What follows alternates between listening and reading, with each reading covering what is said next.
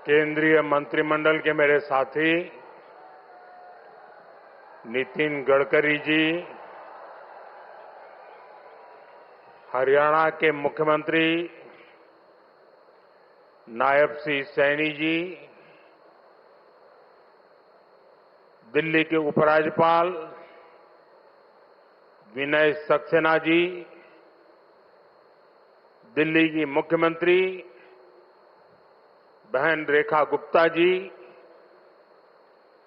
केंद्र में मंत्रिपरिषद के मेरे साथी अजय टम्टा जी, हर्ष मल्होत्रा जी,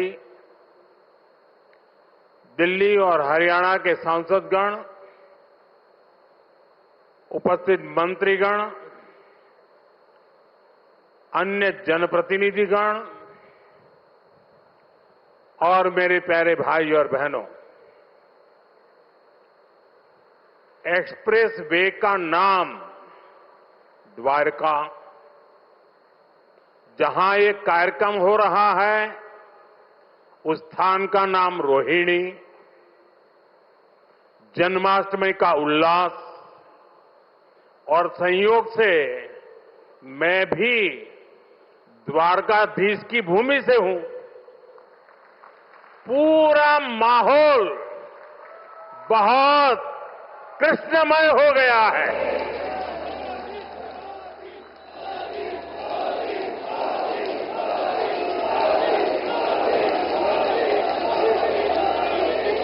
साथियों, अगस्त का ये महीना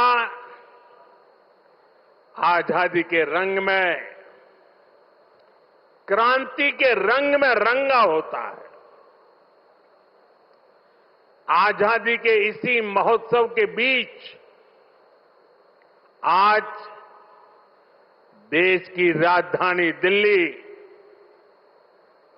देश में हो रही विकास क्रांति की साक्षी बन रही है। थोड़ी देर पहले दिल्ली को द्वारका एक्सप्रेसवे और अर्बन एक्सटेंशन रोड की कनेक्टिविटी मिली है। इससे दिल्ली के, गुरुग्राम के, पूरे एनसीआर के लोगों की सुविधा बढ़ेगी। दफ्तर आना जाना, फैक्ट्री आना जाना और आसान होगा। सभी का समय बचेगा। जो व्यापारी, कारोबारी वर्ग है, जो हमारे किसान हैं, उनको विशेष लाभ होने वाला है। दिल्ली एनसीआर के सभी लोगों को इस आधुनिक सड़कों के लिए, आधुनिक इंफ्रास्ट्रक्चर के लिए बहुत बहुत बधाई देता हूं। साथियों, परसों 15 अगस्त को लाल किले से मैंने देश की अर्थव्यवस्था, देश की आत्मनिर्भरता और देश के आत्मविश्वास पर विश्वास से बात की है।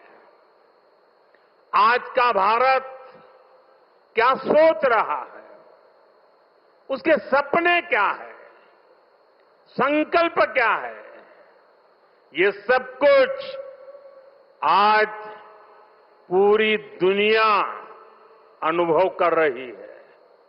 और साथियों, दुनिया जब भारत को देखती है, परखती है, तो उसकी पहली नजर हमारी राजधानी पर पड़ती है, हमारी दिल्ली पर पड़ती है। इसलिए दिल्ली को हमें विकास का ऐसा मॉडल बनाना है जहां सभी को महसूस हो कि हां, ये विकसित होते भारत की राजधानी है।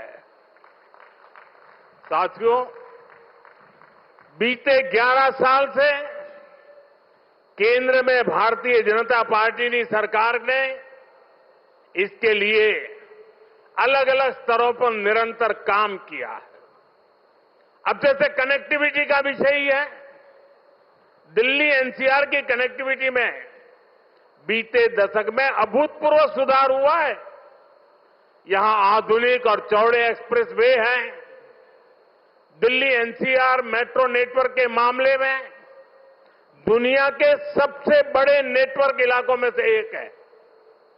यहां नमो भारत जैसा आधुनिक रैपिड रेल सिस्टम है। यानी बीते 11 वर्षों में दिल्ली एनसीआर में आना जाना पहले के मुकाबले आसान हुआ है। साथियों, दिल्ली को बेहतरीन शहर बनाने का जो बीड़ा हमने उठाया है वो निरंतर जारी है। आज भी हम सभी इसके साक्षी बने हैं। द्वारका एक्सप्रेस वे हो या फिर अर्बन एक्सटेंशन रोड, दोनों सड़कें शानदार बनी है। पेरिफेरल एक्सप्रेसवे के बाद अब अर्बन एक्सटेंशन रोड से दिल्ली को बहुत मदद मिलने वाली है। साथियों, अर्बन एक्सटेंशन रोड की एक और विशेषता है, ये दिल्ली को कूड़े के पहाड़ों से भी मुक्त करने में मदद कर रही है। अर्बन एक्सटेंशन रोड को बनाने में लाखों टन कचरा काम में लाया गया है। यानी कूड़े के पहाड़ को कम करके उसे वेस्ट मटेरियल का इस्तेमाल सड़क बनाने में किया गया है और वैज्ञानिक तरीके से किया गया है। यहां पास में ही भलसवा लैंडफिल पासाइट है। यहां आसपास जो परिवार रहते हैं उनके लिए कितनी समस्या है ये हम सभी जानते हैं। हमारी सरकार ऐसी हर परेशानी से दिल्ली वालों को मुक्ति दिलाने में जुटी हुई है। साथियों, मुझे खुशी है कि रेखा गुप्ता जी के नेतृत्व में दिल्ली की भाजपा सरकार यमुना जी की सफाई में भी लगातार जुटी हुई है। मुझे बताया गया कि यमुना से इतने कम समय में 16 लाख मैट्रिक टन सिल्ट हटाई जा चुकी है। इतना ही नहीं, बहुत कम समय में ही दिल्ली में 650 देवी इलेक्ट्रिक बसें शुरू की गई है। और इतना ही नहीं, भविष्य में भी इलेक्ट्रिक बसें एक बहुत बड़ी मात्रा में करीब करीब 2000 का आंकड़ा पार कर जाएगी। ये ग्रीन दिल्ली, क्लीन दिल्ली के मंत्र को और मजबूत करता है। साथियों, राजधानी दिल्ली में कई वर्षों के बाद भाजपा सरकार बनी है। लंबे अरसे तक हम दूर दूर तक भी सत्ता में नहीं थे और हम देखते हैं कि पिछली सरकारों ने दिल्ली को जिस प्रकार से बर्बाद किया, दिल्ली को ऐसे गड्ढे में गिरा दिया था। मैं जानता हूं भाजपा की नई सरकार को लंबे अरसे से मुसीबतों बढ़ती जो गई थी उसमें से दिल्ली को बाहर निकालना कितना कठिन है। पहले तो वो गड्ढा भरने में ताकत जाएगी और फिर बड़ी मुश्किल से कुछ काम नजर आएगा।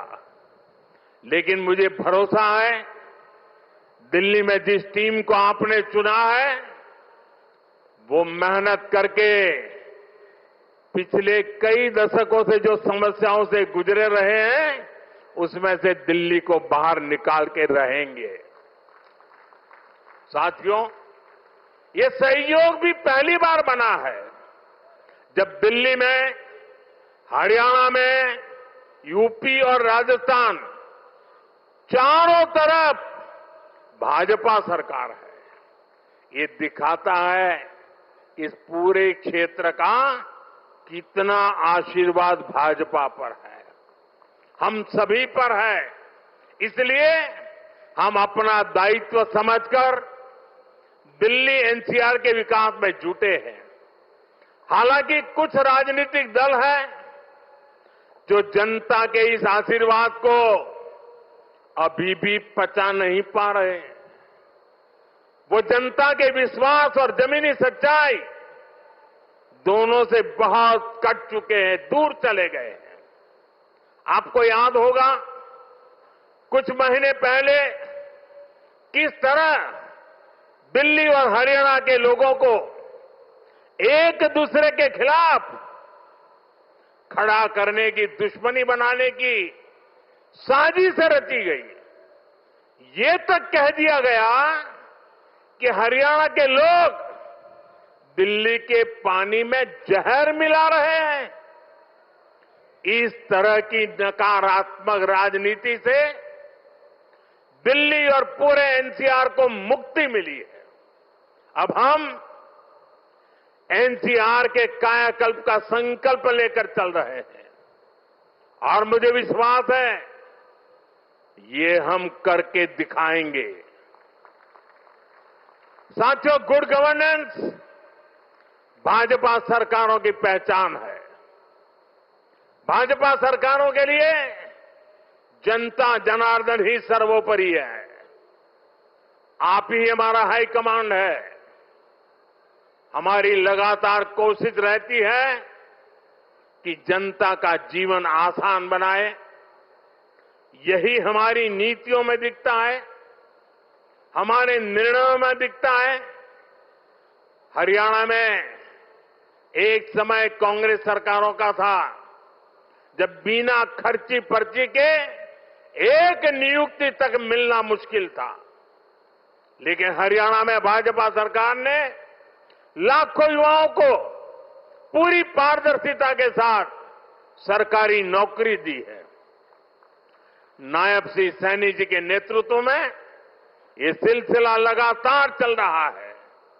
साथियों, यहां दिल्ली में भी जो झुग्गियों में रहते थे, जिनके पास अपने घर नहीं थे, उनको पक्के घर मिल रहे हैं।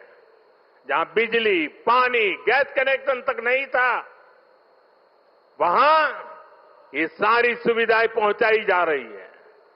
और अगर मैं देश की बात करूं तो बीते 11 सालों में रिकॉर्ड सड़कें देश में बनी है। हमारे रेलवे स्टेशनों का कायाकल्प हो रहा है। वंदे भारत जैसी आधुनिक ट्रेनें गर्व से भर देती है। छोटे छोटे शहरों में एयरपोर्ट बन रहे हैं। एनसीआर में ही देखिए कितने सारे एयरपोर्ट हो गए। अब हिंडन एयरपोर्ट से भी फ्लाइट कई शहरों को जाने लगी है। नोएडा में एयरपोर्ट भी बहुत जल्द बनकर तैयार होने वाला है। साथियों, ये तभी संभव हुआ है जब बीते दशक में देश ने पुराने तौर तरीकों को बदला है। देश को जिस स्तर का इंफ्रास्ट्रक्चर चाहिए था, जितनी तेजी से बनना चाहिए था, वो अतीत में नहीं हुआ। अब जैसे हमारा ईस्टर्न और western peripheral expressway, Delhi NCR को इसकी जरूरत कई दशकों से महसूस हो रही थी। यूपीए सरकार के दौरान इसको लेकर फाइलें चलनी शुरू हुई, लेकिन काम तब शुरू हुआ जब आपने हमें सेवा करने का अवसर दिया। जब केंद्र और हरियाणा में भाजपा सरकारें बनी, आज ये सड़कें बहुत बड़ी शान से सेवाएं दे रही है। साथियों, विकास परियोजनाओं को लेकर उदासीनता का ये हाल सिर्फ दिल्ली एनसीआर का नहीं था, पूरे देश का था। एक तो पहले इंफ्रास्ट्रक्चर पर बजट ही बहुत कम था। जो प्रोजेक्ट सैंक्शन होते थे वो भी सालों साल तक पूरे नहीं होते थे। बीते 11 सालों में हमने इंफ्रास्ट्रक्चर का बजट 6 गुना से अधिक बढ़ा दिया है। अब योजनाओं को तेजी से पूरा करने पर जोर है। इसलिए आज द्वारका एक्सप्रेसवे जैसे प्रोजेक्ट तैयार हो रहे हैं।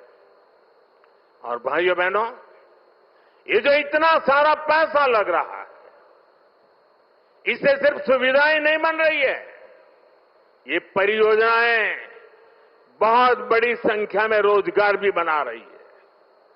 जब इतना सारा कंस्ट्रक्शन होता है तो इसमें लेबर से लेकर इंजीनियर तक लाखों साथियों को काम मिलता है। जो कंस्ट्रक्शन मटेरियल यूज होता है उससे जुड़ी फैक्ट्रियों में, दुकानों में नौकरियां बढ़ती है। ट्रांसपोर्ट और लॉजिस्टिक्स में रोजगार बनते हैं। साथियों, लंबे समय तक जिन्होंने सरकारें चलाई है उनके लिए जनता पर शासन करना ही सबसे बड़ा लक्ष्य था। हमारा प्रयास है जनता के जीवन से सरकार का दबाव और दखल दोनों समाप्त करें। पहले क्या स्थिति थी, इसका एक और उदाहरण मैं आपको देता हूं। दिल्ली में, ये सुनकर के आप चौंक जाएंगे, दिल्ली में हमारे जो स्वच्छता मित्र हैं, साफ सफाई के काम में जुटे साथी हैं, ये सभी दिल्ली में बहुत बड़ा दायित्व निभाते हैं। सुबह उठते ही पहले उनको थैंक यू करना चाहिए। लेकिन पहले की सरकारों ने इन्हें भी जैसे अपना गुलाम समझ रखा था। मैं इन छोटे छोटे मेरे सफाई में बंधुओं की बात कर रहा हूं। ये जो लोग सर पे संविधान रख करके नाचते हैं ना, वो संविधान को कैसे कुचलते थे, वे बाबा साहब की भावनाओं को कैसे दगा देते थे, मैं आज वो सच्चाई आपको बताने जा रहा। आप, मैं कहता हूं, सुनकर सन्न रह जाएंगे। मेरे सफाई कर्मी भाई बहन जो दिल्ली में काम करते हैं, उनके लिए एक खतरनाक कानून था इस देश में। दिल्ली में दिल्ली म्युनिसिपल कॉरपोरेशन एक्ट में एक बात लिखी थी, यदि कोई सफाई मित्र बिना बताए काम पर नहीं आता तो उसे 1 महीने के लिए जेल में डाला जा सकता था। आप बताइए, खुद सोचिए, सफाई कर्मियों को लोग क्या समझते थे? क्या आप उन्हें जेल में डाल देंगे, वो भी एक छोटी सी गलती के कारण? आज जो सामाजिक न्याय की बड़ी बड़ी बातें करते हैं, उन्होंने ऐसे कई नियम कानून देश में बनाए रखे हुए थे। ये मोदी है जो इस तरह के गलत कानून को खोज करके खत्म कर रहा है।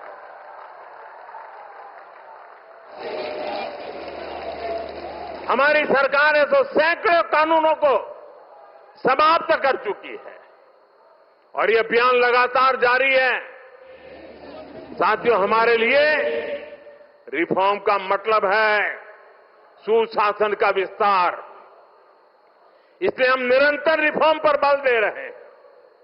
आने वाले समय में हम अनेक बड़े बड़े रिफॉर्म्स करने वाले हैं ताकि जीवन भी और बिजनेस भी सब कुछ और आसान हो।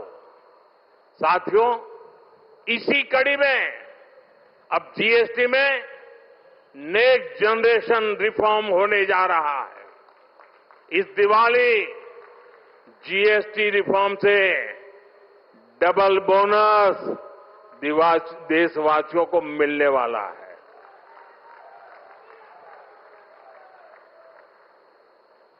हमने इसका पूरा प्रारूप राज्यों को भेज दिया है। मैं आशा करता हूं कि सभी राज्य भारत सरकार के इस इनिशिएटिव को सहयोग करेंगे, जल्द से जल्द इस प्रक्रिया को पूरा करेंगे ताकि ये दिवाली और ज्यादा शानदार बन सके। हमारा प्रयास जीएसटी को और आसान बनाने और टैक्स दरों को रिवाइज करने का है। इसका फायदा हर परिवार को होगा, गरीब और मिडिल क्लास को होगा, छोटे बड़े हर उद्यमी को होगा, हर व्यापारी कारोबारी को होगा।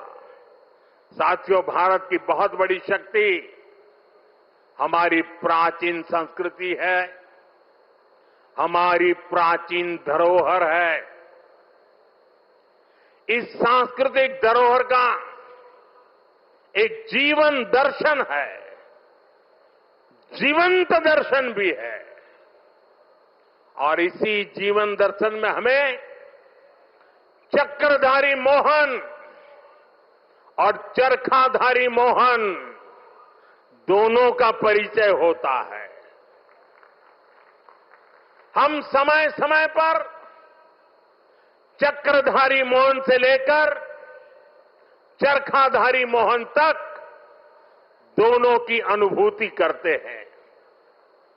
चक्रधारी मोहन यानी सुदर्शन चक्रधारी भगवान श्री कृष्ण, जिन्होंने सुदर्शन चक्र के सामर्थ्य की अनुभूति कराई, और चरखाधारी मोहन यानी महात्मा गांधी, जिन्होंने चरखा चलाकर देश को स्वदेशी के सामर्थ्य की अनुभूति कराई।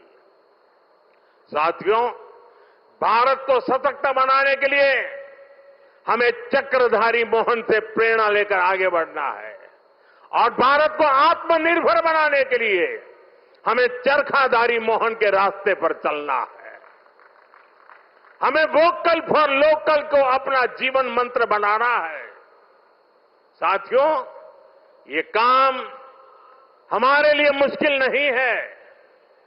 जब भी हमने संकल्प लिया है, तब हमने करके दिखाया है। मैं छोटा सा उदाहरण देता हूं, खादी का। खादी विलुप्त होने के कगार पर पहुंच चुकी थी, कोई पूछने वाला नहीं था। आपने जब मुझे सेवा का मौका दिया, मैंने देश को आह्वान किया, देश ने संकल्प लिया, और इसका नतीजा भी दिखा। 1 दशक में खादी की बिक्री करीब करीब 7 गुना बढ़ गई है।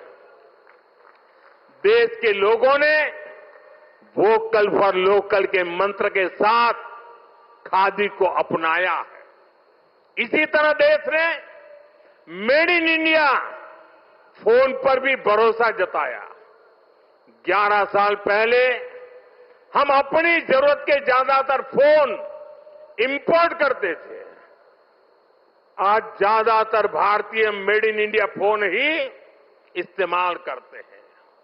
आज हम हर साल 30-35 करोड़ मोबाइल फोन बना रहे हैं। 30-35 करोड़ मोबाइल फोन बना रहे हैं और एक्सपोर्ट भी कर रहे हैं। साथियों, हमारा मेड इन इंडिया, हमारा यूपीआई आज दुनिया का सबसे बड़ा real time digital payment platform बन चुका है। दुनिया का सबसे बड़ा। भारत में बने रेल कोच हो या फिर लोकोमोटिव, इनकी डिमांड अब दुनिया के दूसरे देशों में भी बढ़ रही है। साथियों, जब ये रोड इंफ्रास्ट्रक्चर की बात आती है, भारत ने गति शक्ति प्लेटफॉर्म बनाया है। 1600 लेयर, 1600 लेयर डेटा के हैं उसमें, और किसी भी प्रोजेक्ट को वहां पर कैसी कैसी परिस्थितियों से गुजरना पड़ेगा, किन नियमों से गुजरना पड़ेगा, वाइल्ड लाइफ है कि जंगल है कि क्या है, नदी है, नाला है, क्या है, सारी चीजें मिनटों में हाथ लग जाती हैं और प्रोजेक्ट तेज गति से आगे बढ़ते हैं। आज गति शक्ति की एक अलग यूनिवर्सिटी बनाई गई है और देश की प्रगति के लिए गति शक्ति एक बहुत बड़ा सामर्थ्यवान मार्ग बन चुका है। साथियों, एक दशक पहले तक हम खिलौने तक बाहर से इंपोर्ट करते थे, लेकिन हम भारतीयों ने संकल्प लिया वोकल फॉर लोकल का, तो ना सिर्फ बड़ी मात्रा में खिलौने भारत में ही बनने लगे, लेकिन बल्कि आज हम दुनिया के 100 से ज्यादा देशों को खिलौने निर्यात भी करने लगे। साथियों, इसलिए मैं फिर आप सभी से, सभी देशवासियों से आग्रह करूंगा, भारत में बने सामान पर हम भरोसा करें। भारतीय हैं तो भारत में बना ही खरीदें। अब त्योहारों का सीजन चल रहा है, अपनों के साथ अपने लोकल उत्पादकों की खुशियां बांटें। आप तय करें गिफ्ट वही देना है जो भारत में बना हो, भारतीयों द्वारा बनाया हुआ। साथियों, मैं आज व्यापारी वर्ग से, दुकानदार बंधुओं से भी एक बात कहना चाहता हूं। होगा कोई समय विदेश में बना सामान आपने इसलिए बेचा हो ताकि शायद आपको लगा हो प्रॉफिट थोड़ा ज्यादा मिल जाता है। अब आपने जो किया सो किया, लेकिन अब आप भी वोकल फॉर लोकल के मंत्र पर मेरा साथ दीजिए। आपके इस एक कदम से देश का तो फायदा होगा, आपके परिवार का, आपके बच्चों का भी फायदा होगा। आपकी बेची हुई हर चीज से देश के किसी मजदूर का, किसी गरीब का फायदा होगा। आपकी बेची गई हर चीज का पैसा भारत में ही रहेगा, किसी न किसी भारतीय को ही मिलेगा। यानी ये भारतीयों की खरीद शक्ति को ही बढ़ाएगा, अर्थव्यवस्था को मजबूती देगा।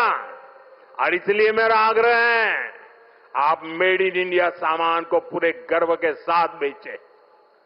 साथियों, दिल्ली आज एक ऐसी राजधानी बन रही है जो भारत के अतीत का भविष्य के साथ साक्षात्कार भी कराती है।